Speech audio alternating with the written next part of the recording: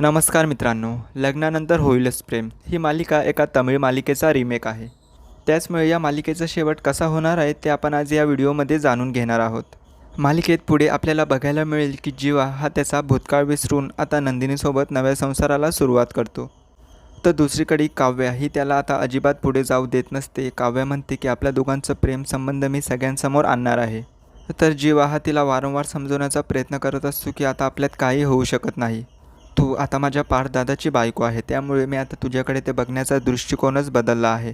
या अगोदर आपल्यात जे काही होतं तो आपला भूतकाळ होता आणि आता मी माझ्या आयुष्यात पुढे जाण्याचा निर्णय घेतला आहे.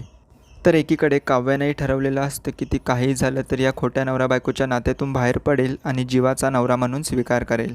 त्याचबरोबर दुसरीकडून तिला रम्याची फूस असते. रम्या आता काव्याच्या डोक्यात नको ते भरवत असते. तर रम्याच्या अशा बोलण्यामुळे काव्या देखील नंदिनीबद्दल मोठा गैरसमज करून बसते. आणि म्हणूनच काव्या आता नंदिनी आणि जीवाला वेगळं करण्यासाठी आता मोठे प्रयत्न करत असते. पण आता जीवाच काव्याचे प्लॅन फेल करत तिला वारंवार वॉर्निंग देत असतो की तू आता आमच्या आयुष्यात मध्ये पडू नकोस. म्हणजेच एकीकडे आता काव्याचं प्रेम एकतर्फी बनलेलं असतं. जीवाने आता तिच्यापासून खूप लांब जाण्याचा प्रयत्न करत असतो. आणि अखेरीस पार्थमुळे काव्याला हे चुकून कळतं की आपण खूप पुढे निघून गेलेलो आहे, आपल्याला आता जीवा काही मिळणार नाही. ते दुसरीकडे पार्थची काळजी घेणं, प्रेमळ स्वभाव याने काव्या आता भावून जाते आणि तीसुद्धा पार्थच्या प्रेमात पडते. आणि अखेरीस तो क्षण येतो ज्यावेळेस पार्थला आता काव्या नवरा म्हणून स्वीकारते. पार्थने एवढ्या दिवसांपासून जी मेहनत घेतलेली असते की काव्याचं मन जिंकायचं, अखेर त्याला यश मिळतं. आता काव्याने पार्थसोबत तिच्या आयुष्यात पुढे जाण्याचा निर्णय घेतलेला असतो. पण मात्र जेव्हा हे जीवाला कळतं की आपली काव्या आता नवीन आयुष्याला सुरुवात करते, तर त्याला ते बघवलं जात नाही.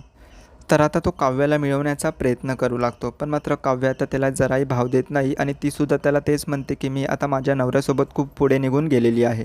अगोदर काव्याला जीवा हवा असतो, पण मात्र आता जीवाला काव्या हवी असते आणि ते दोघेही आपापल्या आयुष्यात खूप पुढे निघून गेलेले आहेत. हे सगळं घडत असताना आता रम्याला हे समजतं की जीवा आणि काव्या या दोघांचंही लग्न अगोदर एकमेकांवर प्रेम होतं.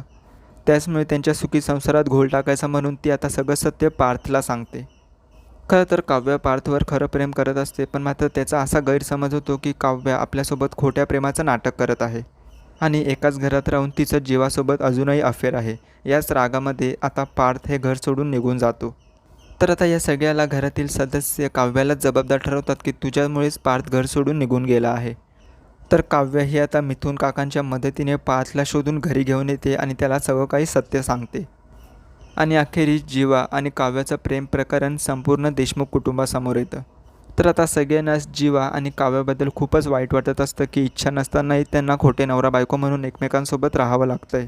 म्हणूनच आता नंदिनी स्वतःहूनच काव्याला सांगते की मी जीवाला डिवोर्स देणार आणि तुमच्या दोघांचं लग्न लावून देणार. आणि मित्रांनो, आपल्याला मालिकेच्या शेवटी अखेरीस आता जीवा आणि काव्या या दोघांचंही लग्न पाहायला मिळणार आहे. एवढंच काय तर पार्थचंही नंदिनीवर प्रेम असतं, त्याचमुळे नंदिनीसोबत आता पार्थ लग्न करतो.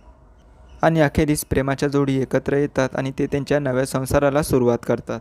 आणि त्याचबरोबर नंदिनीची लहान बहीण आरुषी आणि युग हे दोघेही लग्न करतात आणि त्यांच्या संसाराला सुरुवात करतात.